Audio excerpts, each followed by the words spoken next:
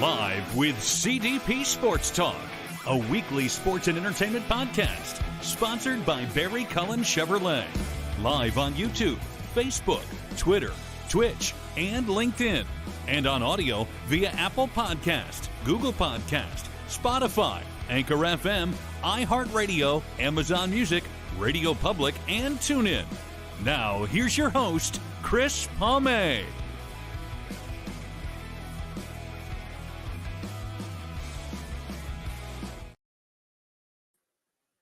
Good afternoon, everybody. Welcome to Season 8, Episode 19, overall 404 of Live with CDP Sports Talk, sponsored by Barry Cullen Chevrolet Dealership at 905 Woodlawn Road West in the Guelph Auto Mall. Check out barrycullen.com for the newest selection of new and pre-owned GM vehicles, or give them a call at 519-824-0210. Tell them Chris Palme, a.k.a. CDP, sent you, or you can email the dealership at info@barrycullen.com. As always, Live with CDP Sports Talk is on weeknights from 8 p.m. to 9 p.m. Eastern, Monday to Friday, on radio station WQEE 99.1 FM in Noonan, Georgia, the home of Southern Talk and Sports.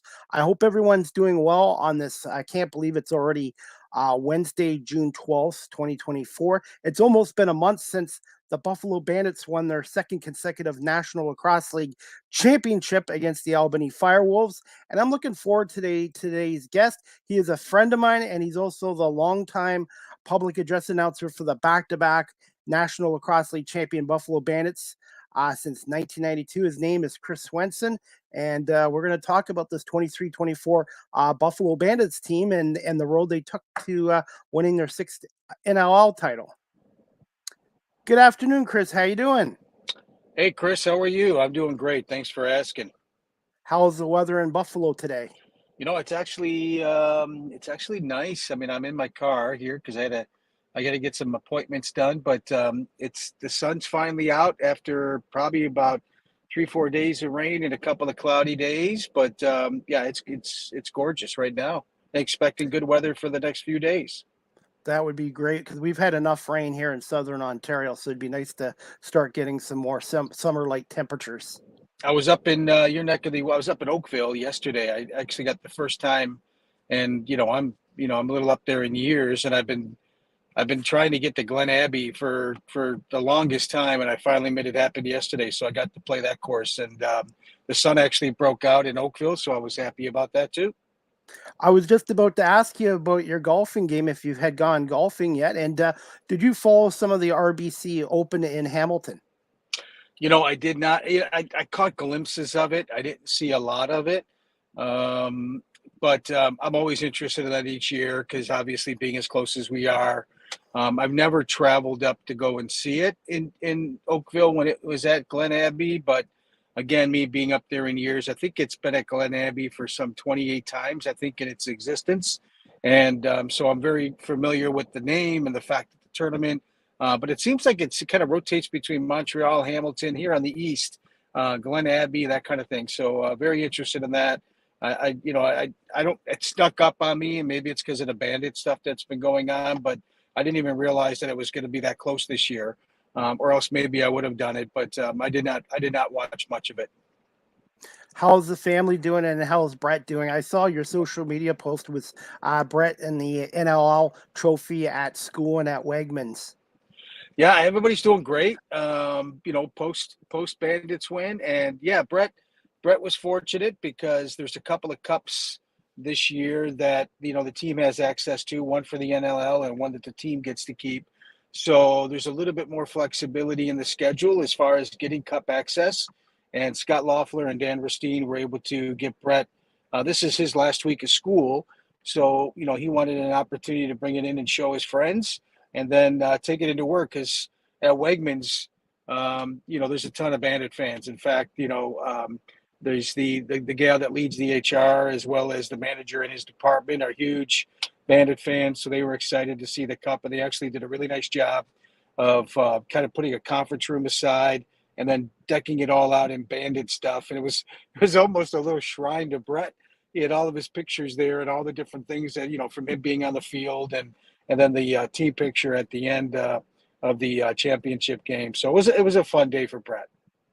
See, last year I was at game 1 against Colorado, but I missed game 3. So this year I actually got to experience them winning the championship at the KeyBank Center, and before over 19,000 fans, was just amazing. Yeah, last year you're talking about now? Start there? Yes. Yeah, last year was, people ask me, over the last few weeks, kind of comparing this year to last year. And to me, last year, it just seemed like, that to me was a lot. I don't want to say fun, but it just felt more rewarding because the team has been to the championship a few times prior, the year prior to losing to Colorado in Buffalo, and it just felt like, boy, are we ever going to get there? So last year was somewhat of a relief, and it was just a big like, oh my God, yes, finally, right? And so that was a ton of fun, and the crowd was amazing. And last year, to me, I tend to get fairly, I get some anxiety going throughout the game and seeing how things are going to flow. And for whatever reason, starting at the morning shootout last year, I just felt like this was our year. I just felt like the team learned a lot from the prior year. I felt like they were just not going to let this one slip through their fingers. So I had a real calming effect and a real calm feel over myself. And it was a tight game in the first half, and then they kind of opened it up in the third. And really, even at halftime when it was tight, I was talking to some friends in the stands, and a lot of people were like, oh my God, I don't know how this is going to go. And I'm like, I feel real good about it. I just feel real good. The team was committed. They were blocking a lot of shots. They weren't giving Zed Williams any time or space. And to me, I just felt really good about it. It was a lot of fun, and I've been a part of 6 now championship wins. I think it's like 13 finals that the team's been to, and this was probably one of the better ones for me. Just to enjoy and just watch and really suck in, and then this year just was the fact that Vino and Bucky and some of the guys talking last year at the rally about coming into this year and saying, listen, they were going to come back because they really felt this team could win back-to-back. And, you can say that, and, that they're going to say that, but to actually do it. And I would just say from my perspective, you look at the team and you go, okay, yeah, sure, you can go back-to-back, but other teams are going to improve. They're going to make adjustments. They're going to change. It's hard to win a championship. I don't care what league you're in. And for them to actually do it, and then certainly you look at Toronto in the year they had, you look at Albany, coming from last to first, or not first, but at least last to the Cup Finals, you just figured, well, it's going to be tough, and they struggled through the year, right? I mean, a lot of injuries. You knew if they just got in the playoffs, they'd have a chance, but this was just as exciting, but just different. I don't know if that makes sense. Because for me, Chris, the road was harder.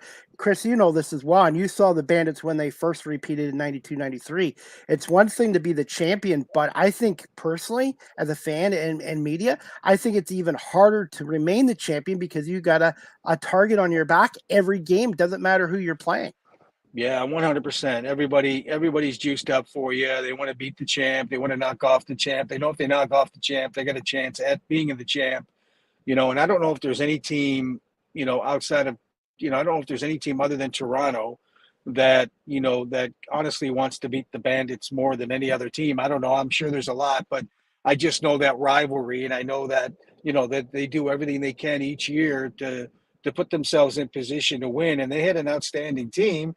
Rosie played really well, the defense, the offense, and it just came down to, for whatever reason, at least this year and last, the Bandits have their number, right? And I've been part of this team long enough to tell you that there was a time when Toronto had the Bandits number. So it's a cyclical thing. That's just the way sports is.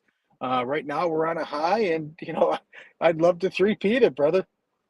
Absolutely. Hey, and though I wanted to mention this, I was in Buffalo last week with a family member, and I did get to the casino, but unfortunately, I got there at about 8:00 or when you guys packed up. How was that event at casino at Seneca Casino with the trophy and some of the Bandit players?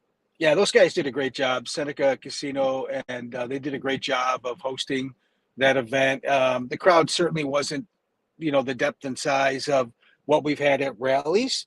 Um, and I think the team's been, at a bunch of different events over the last couple of weeks. But we had a nice crowd. We had a really nice crowd, more of an intimate setting, I would say. And fans got to step up and talk. I think Dane was there, Klooch, Fraser. I feel like I'm missing somebody. I think there was 4 guys there. Yeah, DeHoga Anico. So the 4 were there. We had some of the Bandits there. So the guys were chatting it up with, a lot of the fans, getting pictures with the cup, autographs. So that was a fun event. But we were able to, we wrapped up pretty much on time. So if you got there at 8, you probably did miss the boys. And we had some media there doing some interviews as well. So that was a ton of fun. Well, hopefully I'll get back and get a picture with that trophy this year, because that's on my bucket list, to get a picture with that NLL trophy. You'll get it. I mean, it's going to be around for the next 4 or 5 months. And I know Brett had it this past week. I think I'm going to get it sometime in August. So if you're around, you can come on down and get a snap with us. Okay, definitely. Gonna ask you this, Chris. How much do the Buffalo Bandits mean to the city of Buffalo and the Western New York region? And as far as I'm concerned, everybody talks about the Sabres and Bills, but the Buffalo Bandits, to me, are the #1 pro sports franchise in Buffalo. Yeah, I mean, to me too, right? I mean, I've been part of this organization for 32 seasons now, since day one. Certainly, I'm a huge Bills fan. I did work for the Sabres for quite a while, for 15 years or whatever it may be. And technically, with under Pagula, I still do. What I would say is, I mean, we're certainly a hockey and a football town, but make no mistake about it. This is also very much a lacrosse town, and you can see you see the support that the team gets, and even on lean years, we tend to rival, and we're pretty close to. When the team is struggling, we're still up there in an attendance standpoint. So the team gets a ton of support. I would say, I think over the last couple of years, areas of the community where maybe you didn't necessarily see that support, I think they're starting, to really realize, the impact the Bandits have on the community. There's, the fan base and what they do in the community and how they're out and about at schools and, community programs and junior bandit programs. We've got a all-star event happening tomorrow night at a local high school that Dan Ristine and the Bandits are putting on. They've got some of the Bandits that are going to be out coaching the teams. I'm going to be there doing some announcing.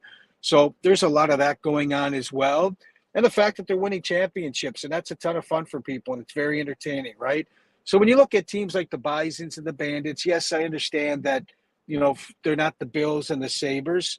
But when you look at what the Bandits have done, and I'll always say this, Chris, I mean, a lot of folks, they're very kind in what they say. And they, me personally, it's nice to know that I add a little something to the game. But quite, we all know winning cures all, right? So, having an elite team on the field, having a chance to win a championship every year, that's what's selling tickets. That's what's bringing the fans in. That's what's selling the merchandise, and that's what makes them so appealing and attractive. And the fact that, these guys are just great guys, and they're in the community, and you'll see them and you can approach them, which might be a little bit different than what you get sometimes in other pro sports, right? Yeah. How much of the game of box lacrosse over the years grown in the city of Buffalo and Western New York? One more time with that, Chris. How much has the game of box lacrosse, especially indoor lacrosse, has grown in the city of Buffalo and parts of Western New York from the Bandits? Yeah, that's a good question. I would tell you this, that, I think lacrosse in general, so, there's probably, when they hit the schools, that's probably a lot more of an outdoor game, but I would also tell you, too, that they're doing a lot of junior programs. They've got the college program that Dan Ristine runs. So I think you're seeing a lot of that, right? So over the last, I'd say 3-4 years, you've gone from something that was pretty much non-existent to a point now, and I don't have the details, Dan would have that, but I would just tell you that you've gone from something non-existent to something now that you've got a lot of kids and you've got some adults or college level kids playing in the leagues that the Bandits have initiated and started, along with Rochester and some others in the NLL. So it's pretty cool. It's pretty cool to see the way that Scott and Dan and the Buffalo Bandit organization is truly trying to grow the game, but more specifically to your question, box, right? And I've got a friend of one of my brothers. I'm sorry, a friend of one of my son Brett's, who's actually part of the college lacrosse program that they've got going. So, and you've had some guys that have come out of that program and have actually made it to the NLL. So it's been a really cool thing that you kind of start to see them kind of bury the seeds in the dirt over the last 4 or 5 years, and now start to see all that growth coming, and all the fact that now you're getting that tie-in with some of the local box programs that they have, tying into now that allegiance towards the Bandits and the league. Chris, I wish I'd got into box lacrosse sooner because obviously I was introduced to it by John Gerkler, the Hall of Fame broadcaster for the Bandits, and Pat Gregor. And I've only been following the Bandits and lacrosse for 2.5, 3 years, not even 3 years. And I can tell you, I'm very thankful for my media opportunities, and I really love the game. And I actually follow the National Lacrosse League more than the National Hockey League these days. Yeah, I say this all the time. Again, I'm 60, right? So I wish back in my day, in high school, it was football, it was baseball, it was wrestling, those kinds of things. I wish that this game, I wish I knew more about the game, or the game was available to me in this area back in the day, because it's right up my alley. I like the physicality of it. I love I love this. I love the fact, the skill side of it. It's just a fun sport to be around. So I feel very fortunate that, some 32 years ago, a guy by the name of Stan Mikowski that runs the Key Bank Center right now asked if I'd be willing to or interested in doing PA, because it's been a fun ride for the last 32 years. I really enjoy it. And I just want to say thank you to the Buffalo Bandits organization, because even though I didn't go to school for broadcasting, your organization has treated me like a part of the team, and you don't realize how much I enjoy coming down there. Even though I have to be neutral being media, I really enjoy being down there and seeing you and Allie and John and Steve Burrell. And Buffalo is becoming like my second home between the Bisons and the Bandits. Well, and Chris, here's the thing. So I'm glad to hear that, but I would also say too that you become a big piece of trying to grow the game as well, right? So the fact that we get more Chris's out there that show the interest in the sport, and then provide platforms like this to talk and engage around the sport. I mean, that to me that's invaluable. So on behalf of the Bandits and the league, thank you. Well, and thank you, because I'm getting self-taught through my experiences from the Toronto Argonauts, the Bandits, the Bisons, and the Canadian Baseball Hall of Fame. And I just love covering lacrosse. It's a lot of fun. And you know what? It might be a long day, but when you do something, Chris, you love, a 10, 12-hour day goes really quick. I'm with you 100%, 100%. Hey, Chris, you got time for a few more questions? Yeah, I do. Absolutely. Okay. What game, in your opinion, Chris, was the turning point for the Bandits season after their slow 5-6 start the season? And they did have some injuries, and Matt Vince was out for a couple games too. Yeah, that's a good one. I don't know. I'm trying to think back. I'm really bad at this. I feel like the trip to Panther City, when they lost that game, I think that that might have been somewhat of a turning point for them to start to think, okay, listen, guys, I've got to put the pedal to the metal here a little bit, right?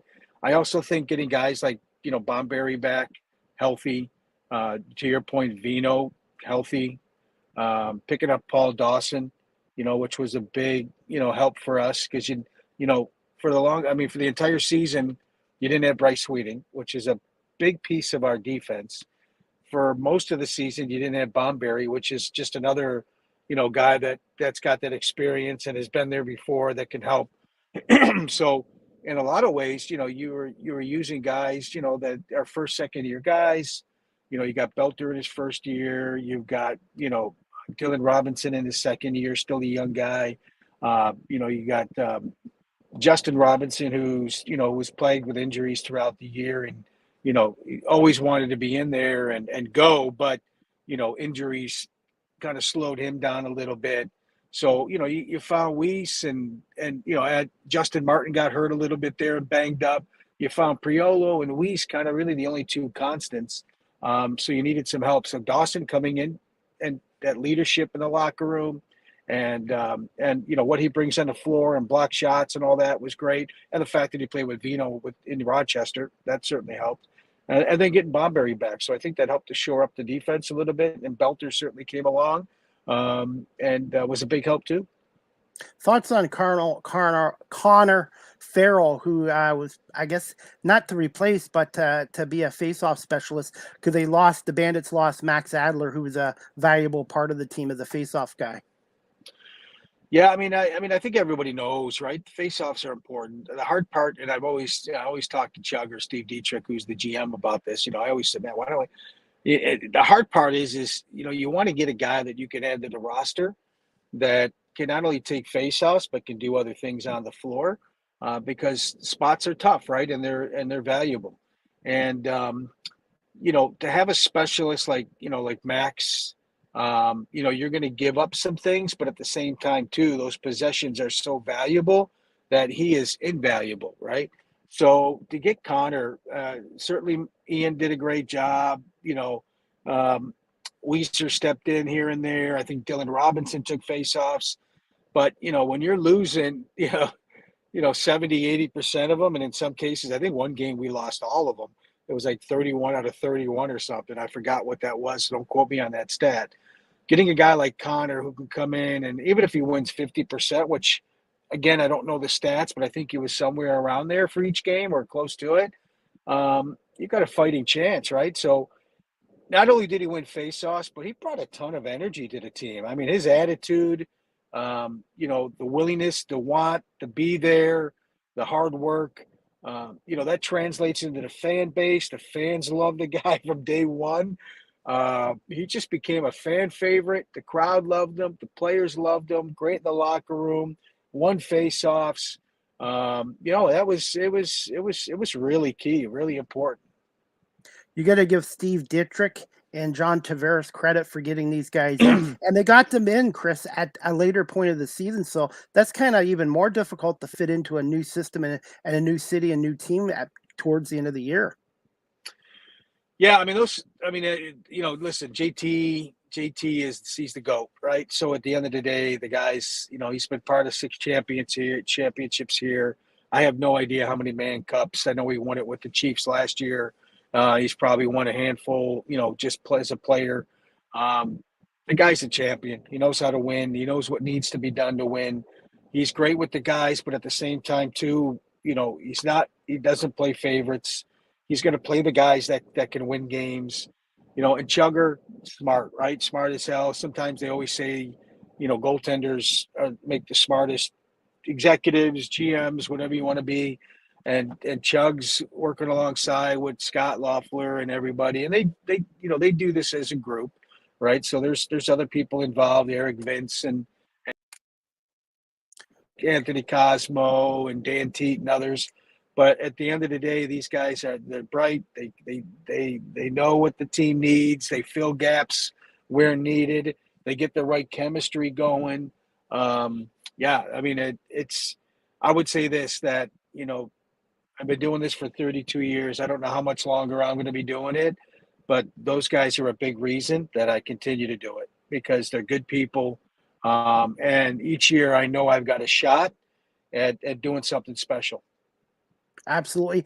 In John Tavares' young coaching career so far, Chris, do you think this might be his best job this year, getting this team through the adversity at 5-6, some key injuries, and then bring in some new guys like Dawson and Farrell at the end? Yeah, I don't know if it's been his best, but you could argue that it's definitely one of his best for sure. And you didn't even get a sniff at Coach of the Year, right? And I think that's a shame because it seems like the teams that are continually successful, never get those types of recognitions. But there's a reason for that, right? There's a reason why those teams are where they are, whether it's the executive level, it's Scott and above, or whether it's the GM level with Steve, or the coaching, with JT and his staff. But I would 100% agree with you that this was not an easy year for them to navigate, and they stayed close enough throughout the year to keep themselves in playoff contention. Made the right moves at the end to get some guys that can really take them over the top.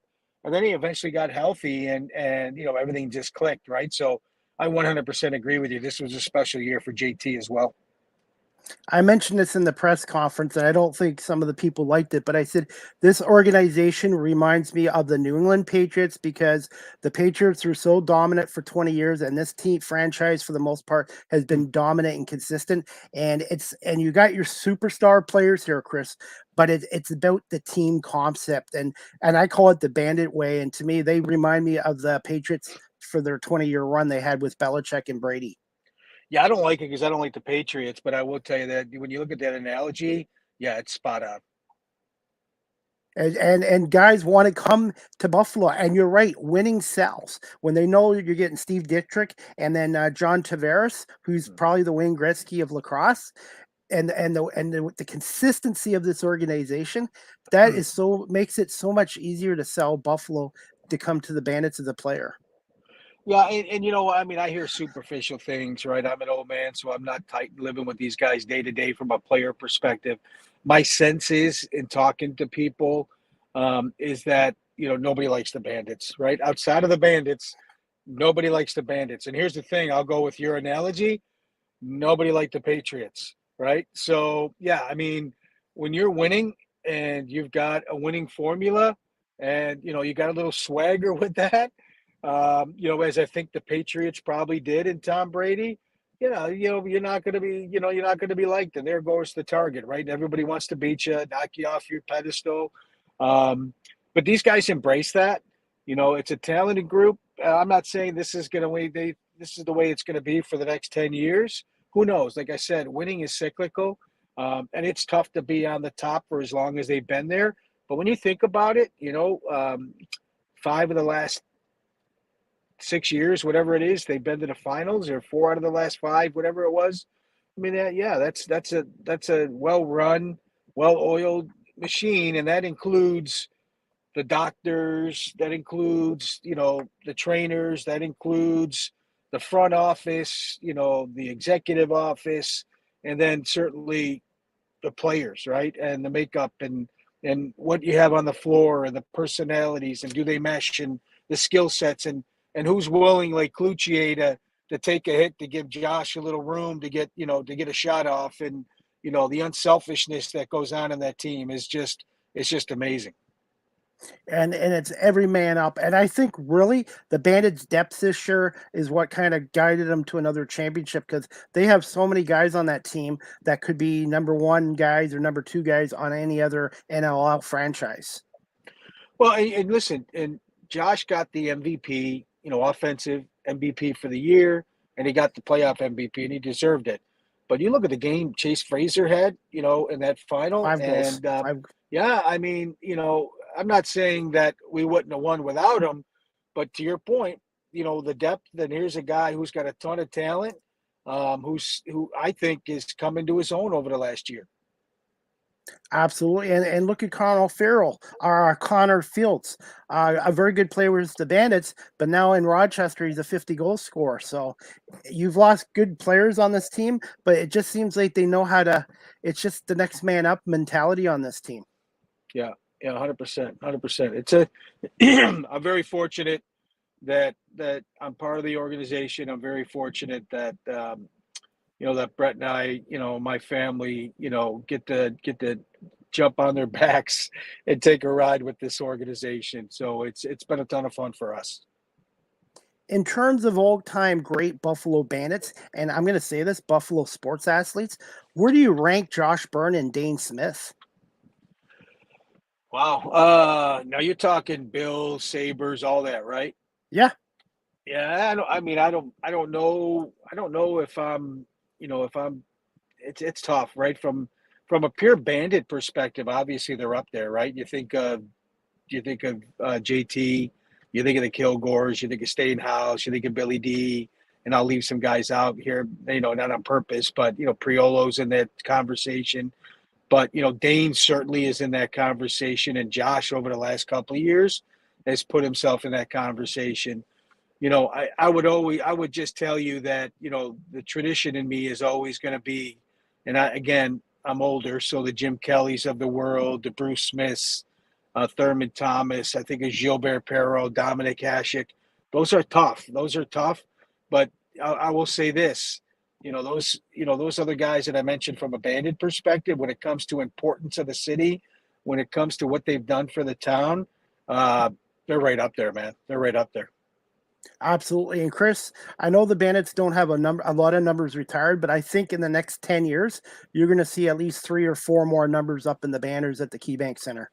Yeah, they're going to definitely have to make some room, because there's some guys that, I still know that they're trying to figure out, other guys. And then you've got the guys that are on this team today, like I said, the Danes and others that still have plenty of years left. But yeah, they're going to have to make some room in the rafters for some more banners for sure. Will the core of this team, do you feel the core of this team will be back in 24-25? And do you feel they'll have as good a chance as anybody to hopefully three-peat next year in 2025?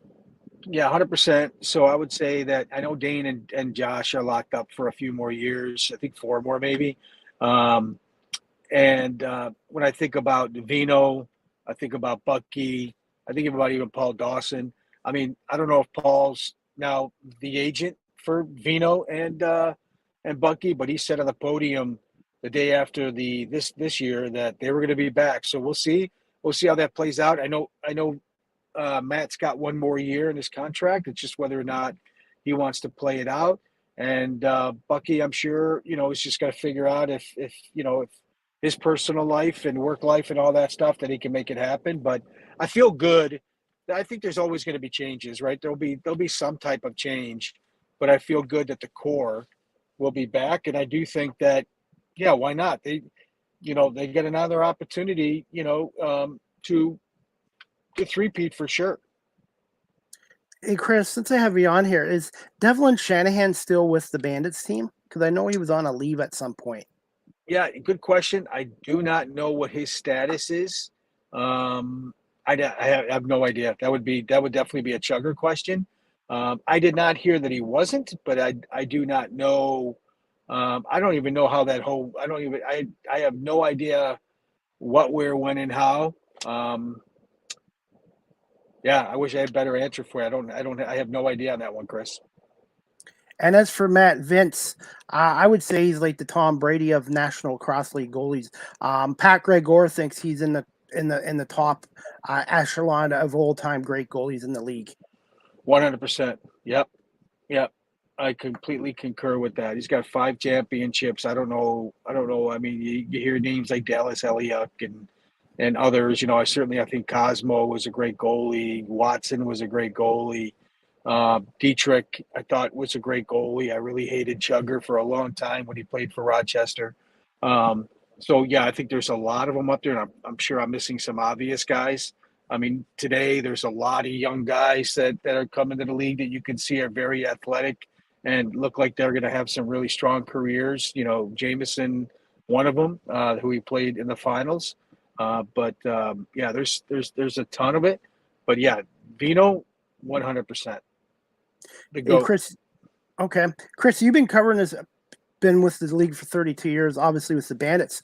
Do you find that the talent and the competition level from this league, obviously it wasn't always the NLL, has the sport and the league has grown in the 3+ decades you've been with it? Yes. Yeah. I mean, there's more teams. I think that I think you saw it with this year, the way they did the unified standings. I think that's what they call it. You saw a lot of parity. There was a lot of tightness there. I mean, I know Toronto's record, they had, I think, 3 losses in the regular season, 2 to Buffalo. I think they were the top dog by a few games. But outside of them, I think everybody else was fairly tight in that overall standings. And you saw, here's the world champions, right? The Bandits, they got beat by Vancouver. They got beat by Panther City. So, New York, up and coming with Teeter. So I definitely think there's a lot of parity in the league, and I think it's really, anybody's to win. I mean, you're going to see Vegas improve, even though they were probably, I don't know what happened to Colorado. I mean, they had a really off year, but they still have a ton of talent. They won a cup with that team. They went to the finals last year with that team. I'm guessing they're going to rebound.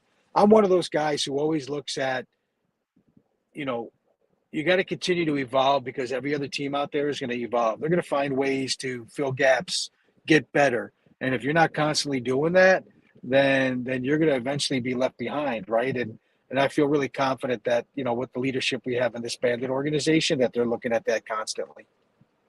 And I'm also excited to see Ottawa get a team. I just think New York, it just wasn't a good situation. And I think that franchise moving to Ottawa and having proper ownership and support, I think they're going to be competitive. I think the league's going to even be more competitive and more difficult next year as well. And Chris, the unified standings, I wish the NHL would go to that. I know it's a travel thing, but I really liked what the National Lacrosse League did with the unified standings. Yeah, no, 100%. I liked it as well.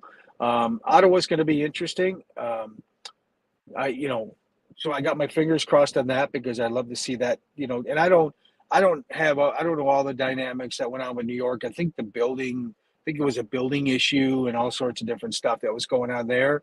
I don't know if it was necessarily support, but yeah, I mean, I'm excited. I think it might have been a decade or so ago.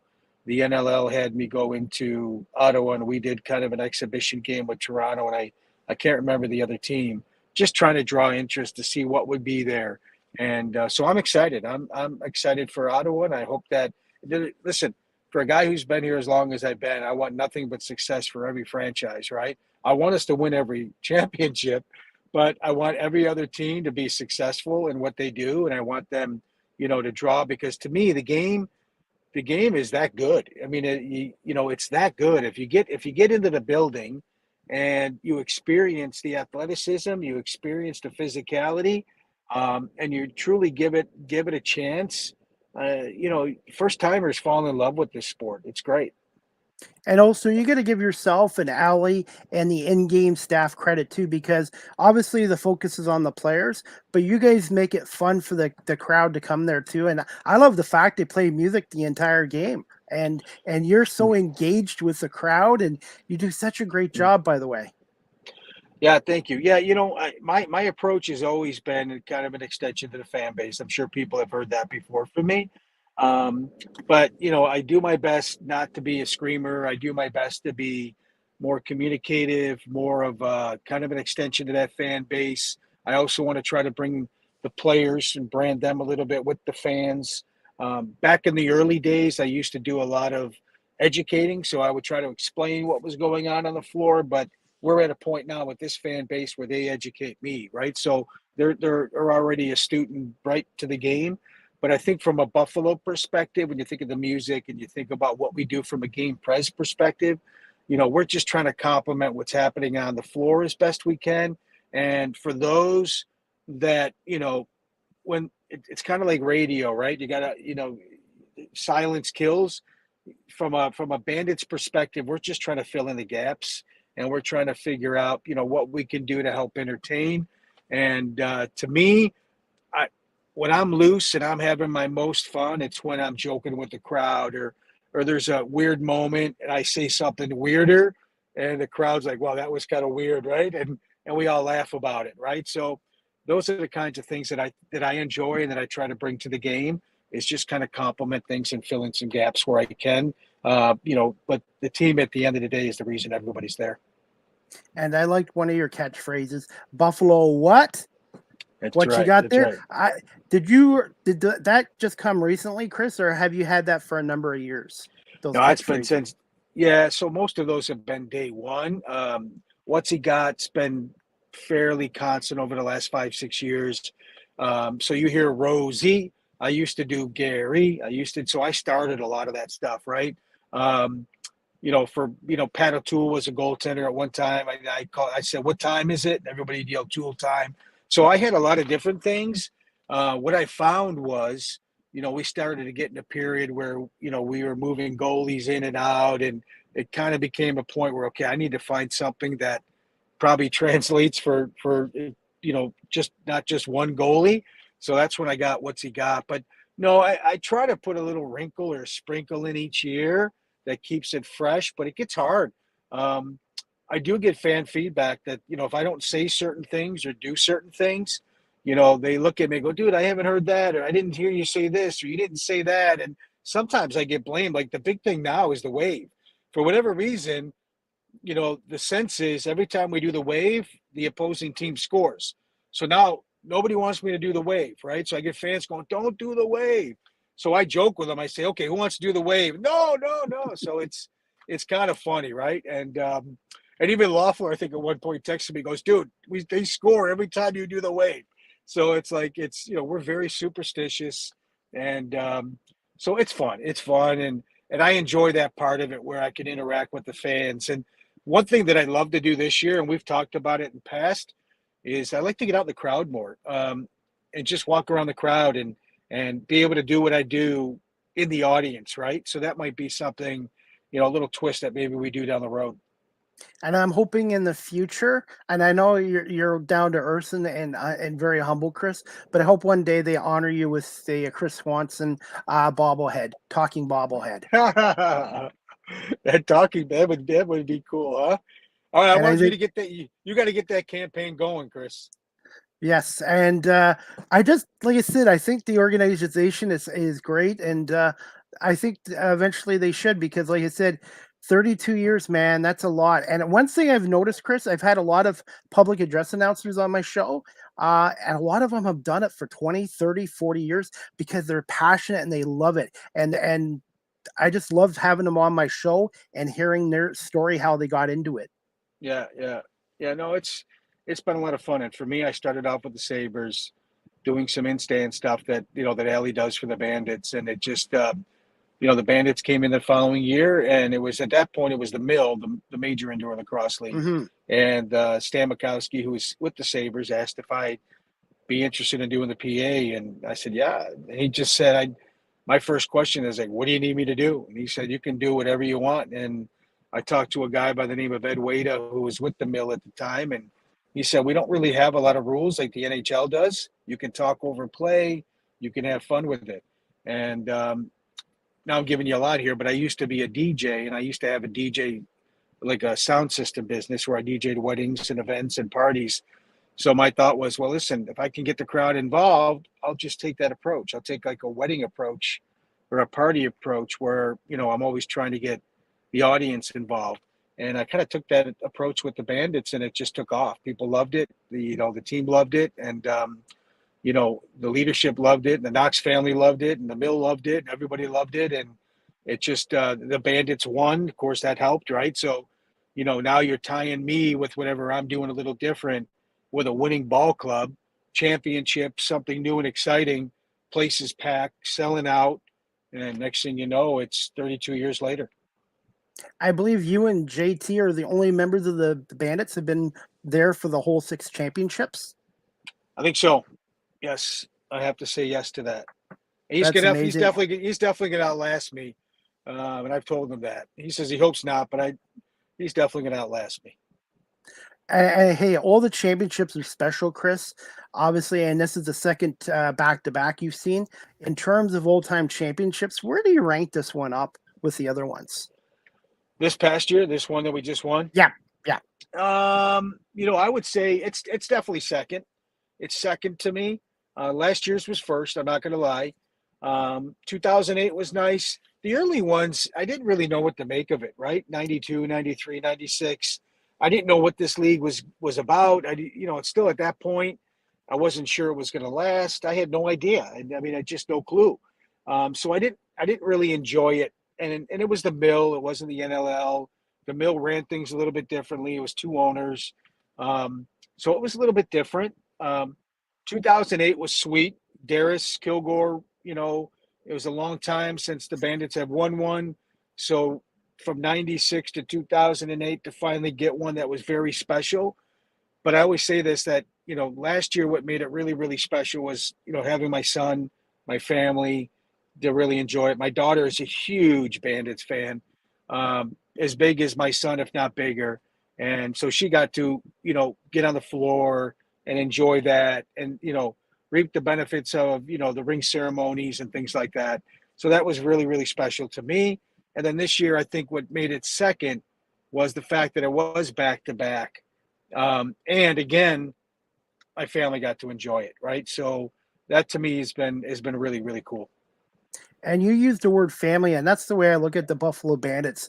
I know it's going to sound corny, but when I come down to the arena, it's like my second family because everybody is just so approachable. And you guys are great with the media, but you're great with the fans, and it's really a family environment down at Bandit Land. Yeah, and that's sincere too, right? So I would just say, for me, like I'm a PA guy, right? I mean, I don't know the other. I mean, I know who some of the other guys are in the league. I don't know what kind of relationship they have with the team. This team gives me unconditional love. Between Scott Loeffler, the coaches, the players, they give my son full access. They give me full access. I'm there for shoot around, breakfast, lunches, meetings. And, there's a lot of times where I'm like, hey, am I supposed to be here? Should I be here right now? And I'll say to Scotty, listen, man, if you listen, you don't need to loop me in or include me in that. If you go, Swenny, 100%, you're always included. And so to your point around the family, another big reason why I continue to do what I do and that I'm still doing, lacrosse is the way they treat me and they treat my son and they treat my family. They're first class all the way. And I'm sure that there's probably people out there that would debate that. They'd be wrong, right? So, 100% great family, great organization, and it's just a ton of fun to be around. I enjoy the 6 months that with the Bandits, and I enjoy those small interactions where I get to be on the floor and I get to joke around and I get to have conversations with Chugger and JT off the side outside of lacrosse, and I'll ask them tough questions and I'll say, guys, what were you thinking here, man? That was brutal. And they'll go, yeah, Sweaty, you're right, or this or that. But I enjoy it. It's a great family relationship. And I'm grateful to the Bandits because a couple years ago, I applied for a media pass to another team. I won't name names. They basically turned me down, and I reached out to the Buffalo Bandits, and your franchise or the Bandits, they gave me an opportunity. So I'm very appreciative and very loyal towards the Bandits for giving this old rookie undrafted guy an opportunity to get experience doing this. And no matter where I end up, Chris, I will always be a fan of the league and the Buffalo Bandits, no matter where I am. Awesome. That's awesome, man. And finally, we're going to wrap this up. I do this with all my guests now. It's a new segment. It's called What is a Fun Fact About My Guests? What's a fun fact about yourself that Bandit fans may not know about you, Chris? And where, again, can my audience follow you and find you on social media? Let's see. All right. So I'm at Swentech. What is that on Twitter? What's the handle? Is it just Swentech?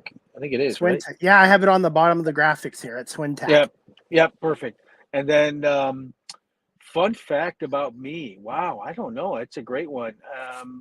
People outside of this genre, I would say, well, I did the Sabres.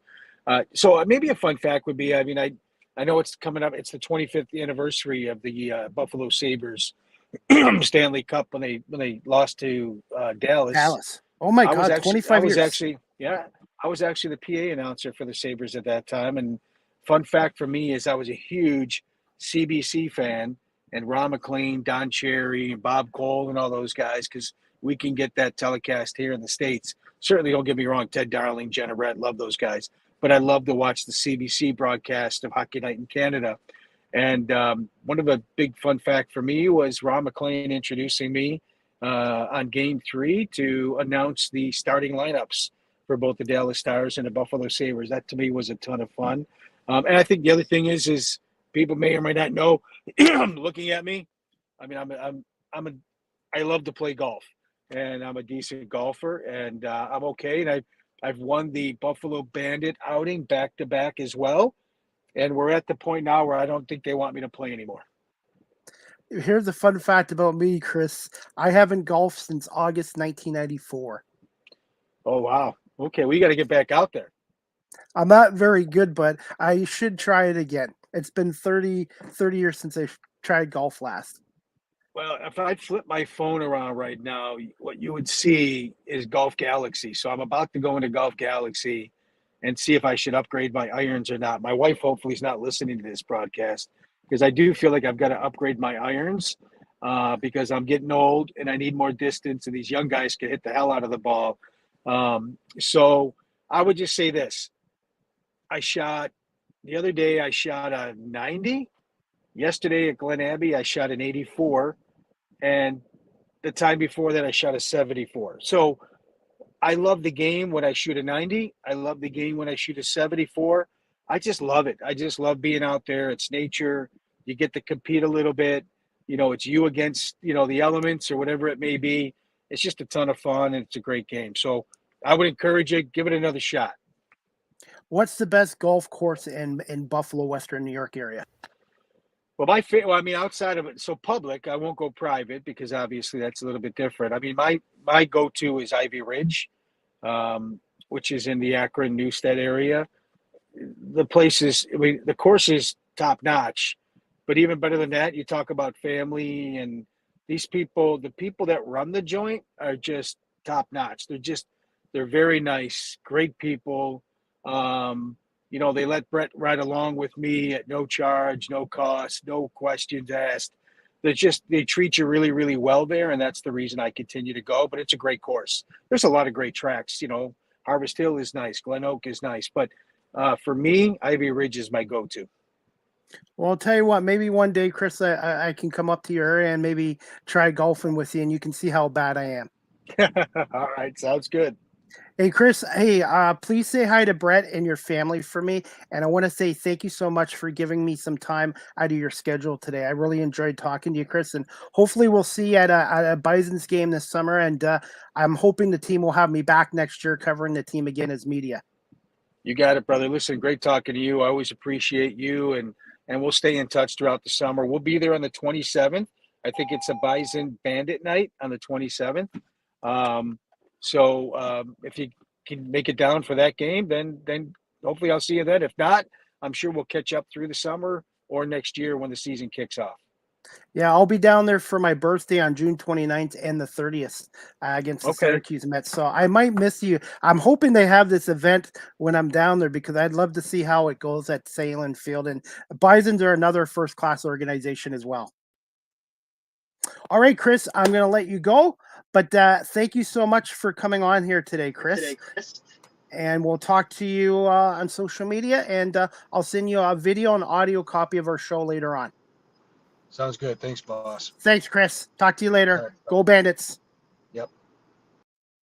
All right, guys. I hope you enjoyed Season 8, Episode 19, Overall 404 of Live with CDP Sports Talk, brought to you by Barry Cullen Chevrolet Dealership here in Guelph. That was Chris Swenson, the longtime and only public address announcer in Buffalo Bandits history. He's been with them since 1992 and been part of their 6 National Lacrosse League World Championships teams as well. Before we wrap up our show today, guys, I'm going to play you a clip of a post-game media interview with the head coach of the Toronto Argonauts, Ryan Dinwiddie, after the Argonauts 35-27 win over the BC Lions this past Sunday night at BMO Field. And this is courtesy of my YouTube channel. And please hit the subscribe notification and like notification. Here's Ryan Dinwiddie talking to the media after the Argos win over BC. Him to bounce back after that fumble. We got to get rid of the ball there. We're going to make mistakes, all of us. But I thought he bounced back and made the plays we needed to make to win the game. What kind of adjustments did you make at halftime, outscoring BC 30-7 in the second half? Yeah, really not much as far as adjustments. Just kind of reloading and kind of the same guys were right here. We had to fight our way back in the second quarter, build some momentum. We said, hey, look, we're going to get the ball in the third quarter. We're going to go score. We're going to change the game. So I thought, offensively we could have done more. But it was a good game, especially week 1, right? You're always going to offensively have some tough times. You think leadership's important on this team, right? Guys like Franklin came in and showed you what they could do. Oh, no doubt. I told the guys, I talked to them. The leadership in that room is infectious. I just feel like there's really not a bad guy in our locker room. Oh, no doubt. Everybody's selfless, and that's what it takes to win. Like we always say, we expect to win, especially at home. But we expect to win because we put in a lot of work throughout the week. So a lot of hard workers, guys that get it, no egos, and I enjoy coaching. Ryan, were you able to get pressure with your four? Did you do something with the front seven? Yeah, I think that's what we wanted to have some fresh legs. So that's why we went an extra defensive lineman this week and for DI. I thought they did a great job. Got after the quarterback. It was a difference maker. It was our front seven, right? And Wint made some plays. JJ went down. Selpic came in. He played well. That's why we brought Selpic on. When I had him in Calgary, I'm like, this kid can play some football. So it's great to see all those guys play well. What sort of challenges does Vernon give you as a defense? Just extended plays. Like you see some of the bigger plays, they were off schedule. He gets outside the pocket of 1 second and forever.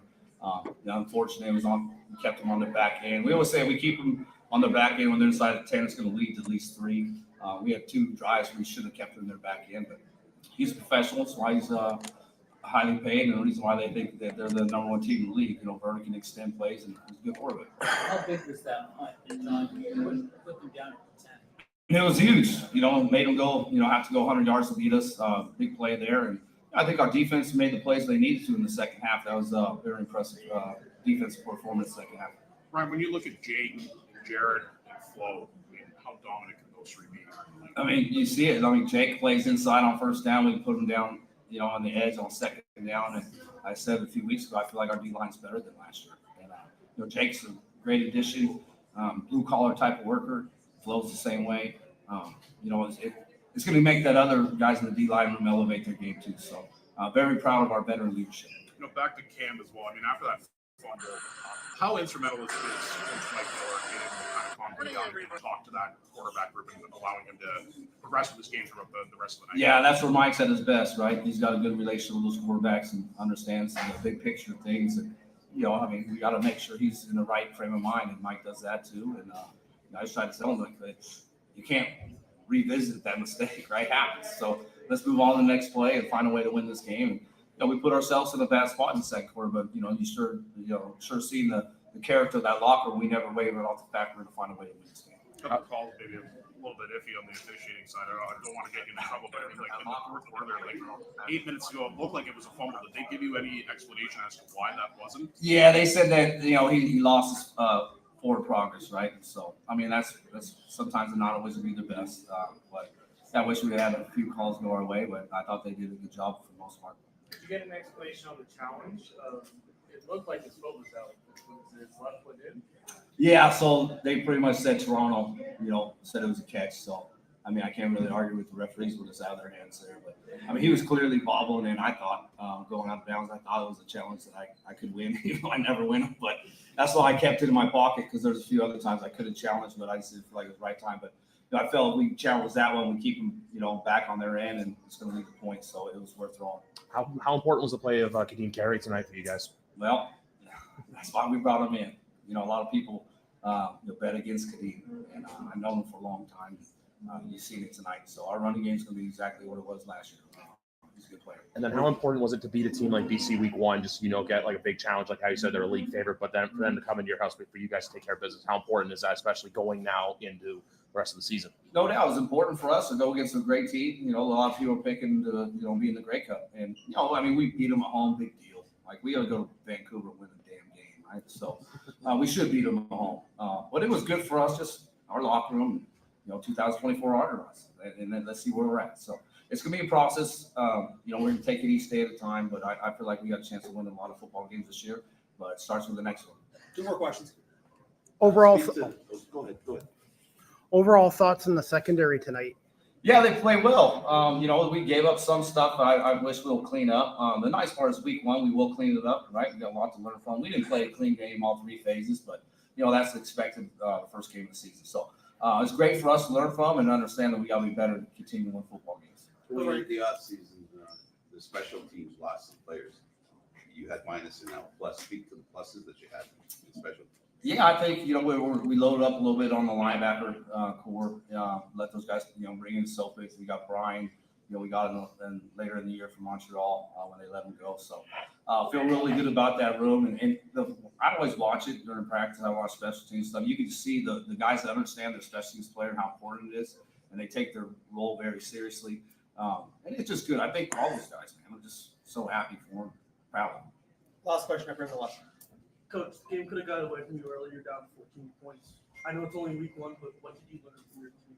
Resilient, right? And we always say it's going to be, I always say 57 plus 3, but a full 60 minutes. And I always tell them, look, we can't worry about the outcome right now, right? Certain times you get down by 14, they're worried about the outcome. This is worried about the process, right? What are we going to do to get down to, let's kick a field goal or score a touchdown? Whatever we got to do, right? We'll find ways to win the game. It's never going to be easy. It's professional sports. They get paid too, right? So, sometimes you stub your toe and you got to, put your big boy pants on and find a way to win or slug it out if you're going to lose, right? Give your best. So, happy with that unit. Thanks, Coach. Thanks, guys. Thanks, Ryan. Coach. Him good balance. All right, guys, that clip was courtesy of my YouTube channel. I want to say thank you to my 347 subscribers. I know it's not a lot, but 2 years ago, I only had 60. So 347 subscribers. Thank you so much. I've posted over 1,325 videos, including shorts, and I've had almost 142,000 views. So thank you to everyone for subscribing and watching Live with CDP Sports Talk on my YouTube channel. And if you haven't subscribed, please hit the subscribe and like notification. Again, that was Ryan Dinwiddie, the head coach of the Toronto Argonauts, coming off of their 35-27 comeback win over a very good BC Lions team at BMO Field before only 12,767 fans at BMO Field. The Argonauts are now in a bye week here in week 2 of the Canadian Football League. The Argonauts' next home game will be back at home on Saturday, June 22nd at 7 o'clock against those Edmonton Elks led by former Argos McLeod Bethel Thompson, Boris Beatty, Curly Gittins Jr., Javon Leake. So it should be a great game. Saturday, 7 o'clock, June 22nd at BMO Field. You can get tickets at argonauts.ca or watch the game on TSN or TSN 1050 with Mike Hogan and Ben Grant. And I had the pleasure of doing a pregame interview with Ben Grant, the Argonauts analyst on TSN 1050. Check out my interview with Ben Grant on my YouTube channel, as well as Ryan Dinwiddie's postgame, which I just showed here. And also, I did an interview with Delaware native wide receiver number 88, Rashid Bailey, as well. So I've got a lot of Argos interviews and content on my YouTube channel as well. And again, Argos are off until Saturday, June 22nd, 7 o'clock at home against the Edmonton Elks, and I'm looking forward to that game as well. Next Live with CDP Sports Talk, sponsored by BarryCullen.com, is going to be this Sunday, June 16th at 9 p.m. Eastern, 6 p.m. on the West Coast, with my special guest, Shantae Janelle. She is a musician, songwriter, composer, producer, and just Shantae released her latest single, Cook It Cozy. So she's going to come on and talk to us about her music career, how she started up in the industry, how competitive it is, and her latest single, Cook It Cozy, as well. So tune into Live with CDP Sports Talk and Entertainment Show this Sunday, June 16th, 9 p.m. again with my guest, Shantae Janelle, musician from LA, California, originally from Texas. So we're going to talk to her about the adjustment going from Texas to Los Angeles, California. So Sunday, June 16th, 9 p.m., Live with CDP returns as well. Also, guys, if you're looking for your forever friend, check out the Cambridge District Humane Society at 1650 Dunbar Road in Cambridge, Ontario, 519-623-7722, or you can visit their website at cambridgehumanesociety.org. If you're looking for a cat, dog, pet, check out their website, cambridgehumanesociety.org. Their profiles and information are on the website. And also, guys, the Cambridge Humane Society is doing a monthly 50-50 draw, and you can get tickets at cambridgehumanesociety.org, or you can go down to the shelter again at 1650 Dunbar Road as well. And if you're looking to volunteer and be a dog walker or help out with the Cambridge Humane Society, again, you check out their website, CambridgeHumaneSociety.org as well. And I will be back down there tomorrow afternoon to walk some dogs. And they've had a number of dogs adopted this year, and they do really great work at the Cambridge District Humane Society as well. Live with CDP Sports Talk is a weekly sports and entertainment talk show hosted by yours truly, Chris Pame, is on weeknights from 8 p.m. to 9 p.m. Eastern on WQEE 99.1 FM, The Key, the home of Southern sports and talk, the heartbeat of Atlanta. Our radio station's website is wqeefm.radio12345.com. Live with CDP Sports and Entertainment Talk Show is live streamed on these platforms: YouTube, Facebook, Twitter /X, Twitch, LinkedIn, and now available on Instagram.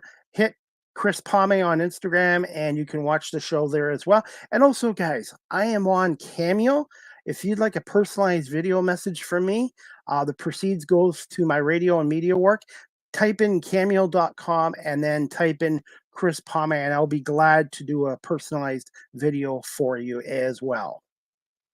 Also, you can check out my website at beacons.ai/Chris D. Pame. Live with CDP Sports and Entertainment Talk Show is again sponsored by Barry Cullen Chevrolet Dealership at 905 Woodlawn Road West in the Guelph Auto Mall. Check out barrycullen.com for the newest selection of new and pre-owned GM vehicles, or give them a call at 519-824-0210, or email them at info@barrycullen.com. Speaking of Barry Cullen Chevrolet right now, there's an Adventure Calls event at Barry Cullen Chevrolet, a 2024 Sierra 1500 Elevation, 0% financing for up to 60 months. Eligible Costco members can receive a $1,200 bonus on select trucks. More details at barrycullen.com.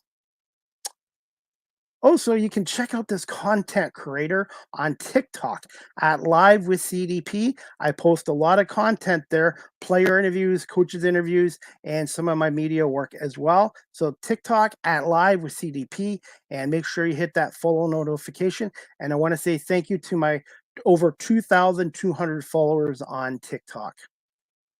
StreamYard is the official live stream provider of Live with CDP Sports Talk. If you're into webinars or podcasting, check out StreamYard.com for their plans. And I've been with StreamYard for just under 4 years, and I highly recommend StreamYard. Again, check out StreamYard.com.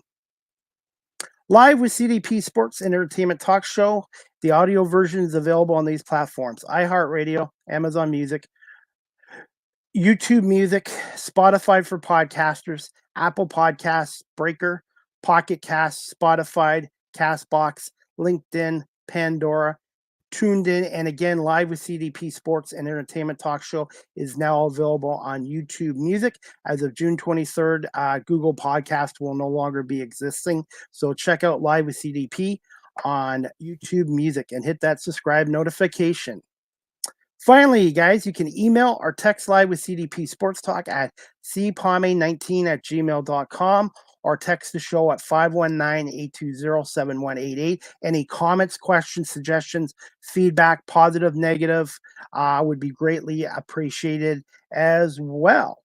And finally, guys, we got some NBA news today. All-star great Jerry West, Hall of Fame player and executive and builder of the NBA, passed away today at the age of 86. He was a three-time Basketball Hall of Fame inductee, and his silhouette is on the NBA logo. So deepest sympathies and condolences to Jerry West's family and friends and colleagues. So Jerry West, the great Jerry West, passed away at the age of 86. Major League Baseball news: the Dodgers just acquired former Toronto Blue Jays utility man Kevin Biggio from the Toronto Blue Jays today as well. NBA Finals, Game 3 tonight. Celtics and Mavericks back in Dallas. Celtics are up 2-0 and have a chance to take a stranglehold 3-0 in that series lead against Dallas. And I think Dallas is going to come out fighting tonight as well. So we'll see what happens. And also, guys, I will be covering the Canadian Baseball Hall of Fame Class of 2024 ceremony in St. Mary's, Ontario, this Saturday, June 15th. Former Blue Jays Jimmy Key and Russell Martin will be going in, along with Ashley Stevenson, Ron Hisler, Paul Goffrey, who was one of the politicians back in the 70s who helped bring the Blue Jays to Toronto, will be in the Hall of Fame, and Howard Burney as well. And the 2023 Jack Graney Broadcasting Award winner is going to be Sportsnet's Buck Martinez, the former Blue Jay catcher and longtime play-by-play announcer and analyst for the Toronto Blue Jays on TSN. Buck Martinez will be there as well, and the ceremonies are open to the public for free from 11 a.m. to 5:30 p.m. Unfortunately, Jimmy Key will not be there. You can check out their website, Canadian Baseball Hall of Fame, on Google. And their address there is 386 Church Street South in St. Mary's, Ontario. So I'm excited. I'm hoping to do some more interviews and some media work Saturday for the Canadian Baseball Hall of Fame as well. And finally, guys, want to wrap this show up. I want to say thank you to Chris Swenson, the longtime and the only public address announcer in the 32-year history of the National Lacrosse League's Buffalo Bandits, for coming on today. I will have the audio and video copy of this show later, and I will do some reels as well. So thank you to Chris Swanson for coming on here. And again, the next Live with CDP Sports Talk this Sunday, 9 p.m. Eastern, 6 on the West Coast, with my guest Shantae Janelle, a musician, and excited to have her on as a guest. And the Argo Bounce live audio show, episode 2, will be next week with Nick Small and myself. The date and time will be to be announced as well. Again, thank you to Chris Swanson, and thank you to everyone for watching this live streamed on audio, and for those who are listening to this show on WQEE 99.1 FM, and brought to you again by Barry Cullen Chevrolet. I hope everybody has a great afternoon, great evening. Enjoy the NBA Finals Game 3 tonight between the Celtics and Mavericks as well, and we'll see you back here Sunday night, June 18th Sunday, June 16th at 9 p.m. as well. Have a great afternoon, everybody. And again, thank you to everyone for watching and listening to Live with CDP Sports Talk.